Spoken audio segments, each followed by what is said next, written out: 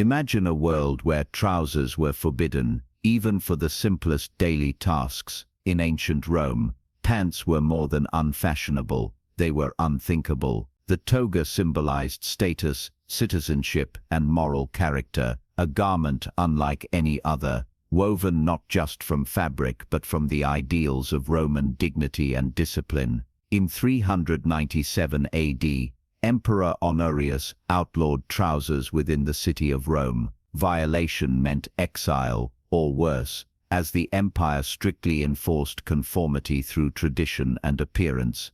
To the Romans, pants were not merely foreign attire, but emblems of barbarism, associated with the Gauls, Germanic tribes, and Persians. These groups were seen as rough, undisciplined, and lacking refinement. To wear trousers was to reject Roman values and embrace the uncivilized. These strange garments, with their practicality and unfamiliar design, challenged Rome's deeply ingrained ideals of elegance, order, and civilization. Clothing was not just a personal choice, but a statement of identity, revealing social position, rank, and moral virtue. The toga wasn't just clothing, it was a visible symbol of citizenship and privilege, marking those who belonged to the Roman elite. Even children's attire reflected family heritage, political position, and societal place, reminding everyone that Roman identity was quite literally worn on the body.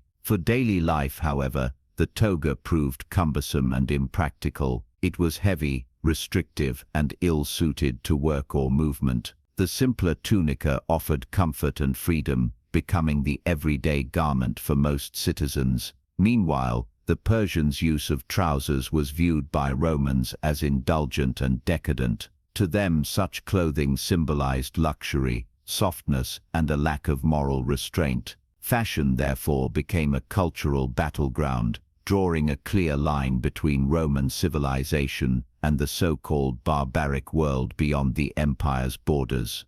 Yet practicality slowly began to erode tradition, especially in the empire's northern and eastern provinces, where the climate was harsh and unforgiving. Roman soldiers stationed in frigid regions found their traditional attire wholly inadequate against the cold. Necessity demanded adaptation. Gradually, trousers were adopted out of sheer survival, becoming essential parts of military gear. The very fabric of Roman identity began to stretch and strain under the pressure of practicality. Even the might of tradition could not withstand the demands of survival when faced with nature's extremes. When word reached Rome that its legions were wearing trousers, it sparked murmurs of outrage and moral anxiety among the elite. Could soldiers defy centuries of custom without consequence? Would the Senate intervene to preserve Roman dignity, or would necessity outweigh ceremonial purity? The debate exposed a deep cultural divide between the ideals of ceremonial elegance and the realities of functional need. Romans were ever observant of foreign customs, often recording them with equal parts fascination and disdain.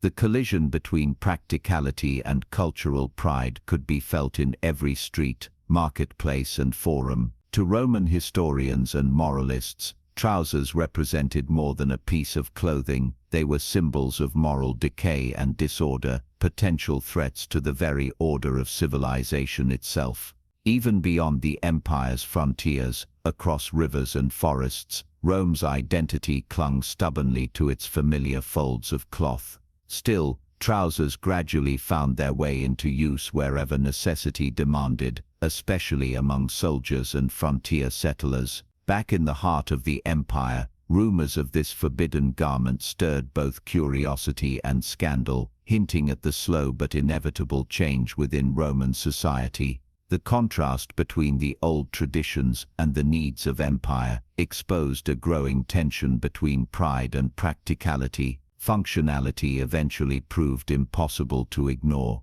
The strategies of survival, triumphed over social expectations. Scholars and philosophers debated the moral implications, wondering if the adoption of trousers signified a broader decline in Roman virtue. Meanwhile, ceremonial life in the capital clung fiercely to its ancient customs, maintaining an illusion of purity and superiority, untouched by practical concerns. In private, however, necessity ruled. Soldiers quietly continued to wear their warm-fitted garments, ensuring their survival in freezing climates.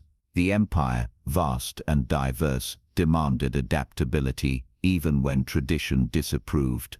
The question lingered for every Roman: would one risk scandal to embrace what worked, or conform to centuries-old customs for the sake of reputation and honor? Rome stood at a crossroads, balancing identity with necessity, a civilization negotiating between pride and survival. The empire stretched its boundaries, and with them the limits of its traditions across continents and climates. Every fold of cloth, every adaptation, told a story of identity, practicality, and the subtle rebellion of survival.